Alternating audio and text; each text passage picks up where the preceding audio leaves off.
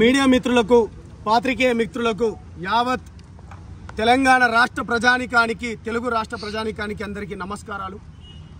ఇవాళ తెలంగాణ రాష్ట్రంలో అన్నదమ్ముల లెక్క కలిసి ఉన్న గిరిజన జాతుల మధ్యలో కావాలని రాజకీయ పబ్బం గురించి తమ రాజకీయ భవిష్యత్తు గురించి ఇవాళ అన్నదమ్ముల లెక్కున్న గిరిజన లంబాడీల మధ్యలో కోయ గోండుల మధ్యలో చెంచుల మధ్యలో గొడవ పెట్టే ఒక దుస్సాహసం చేస్తున్నారు। ఇవాళ ఒక గిరిజన తెగకు సంబంధించిన ఒక విద్యార్థి నాయకుని వలె నేను ఇవాళ మాట్లాడుతున్నాను। ఇవాళ దోచుకుంటున్నారు అని కొంతమంది నాయకులు ఇవాళ అంటున్నారు। దోచుకున్నాం అంటున్నాం కానీ ఎవడబ్బా సొత్తు దోచుకుంటున్నాం? ఇవాళ గతంలో మీరు మా చరిత్ర కానీ చూసుకొని ఉంటే 1971లోనే ఆల్రెడీ క్రిమినల్ ట్రైబ్ అనేది బ్రిటిష్ వానితోనే వాణి హయాంలోనే ఉన్నది। అంతేనా?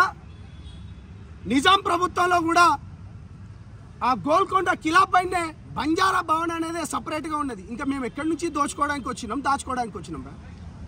ఈ జాతి పుత్రులం మేము, ఈ భూమి పుత్రులం మేము, ఈ అడవిని దున్నినోళ్ళం, ఇక్కడ పంటలు పండించినోళ్ళం, ఈ దేశానికి ఈ రాష్ట్రానికి ఈ ప్రజలకు అన్నం పెట్టినోళ్ళం, కష్టపడుకుంటా బాబాసాహెబ్ అంబేద్కర్ గారు ఇచ్చిన రిజర్వేషన్ ఫలాలను అందిపుచ్చుకొని మేము కొట్లాడి ఈ జాతులలో ఇవాళ ఇంతింతై దీన్ని అందిపుచ్చుకుంటే మా పైన ఇంత కుట్ర చేస్తున్నారా మీ రాజకీయ పబ్బం గురించి?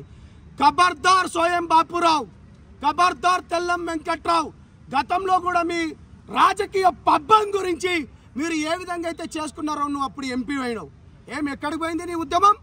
మళ్ళా ఎందుకు గిరిజనుల మధ్యలో మిగతా నాయకుడు చెంచులను మరి మీరు ఎందుకు డెవలప్మెంట్ చేస్తలేరు? తీద్దామా? ఎవరి జనాభా ఎంత వాటా ఉందో తీద్దామా? జనాభా దామాషా ప్రకారం ఎవరి దగ్గర ఎన్ని ఉద్యోగాలు ఉన్నాయో తీద్దామా?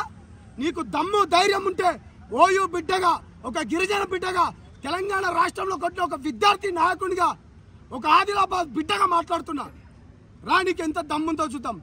కాబట్టి యావత్ ప్రజలారా, ఈ జాతుల పైన, ఈ గిరిజన లంబాడి తెగ పైన ఎవరో ఒకరిద్దరు ముగ్గురు ఐఏఎస్లు ఐపీఎస్లు ఉంటే కళ్ళు నెత్తికెక్కినాయి। ఇవాళ ఈ రాష్ట్ర ప్రభుత్వాన్ని కూడా నేను హెచ్చరిస్తున్నాను, మంత్రి పదవి మీరు ఎందుకు ఇవ్వలేదని నేను హెచ్చరిస్తున్నాను। మెజారిటీ ఆఫ్ ద పీపుల్ ఉన్న లంబాడ బిడ్డలకు మీరు ఇప్పటివరకు ఇయ్యరా? ఎవరి మధ్యలో చిచ్చు పెట్టడానికి అని మీరు చూస్తున్నారు?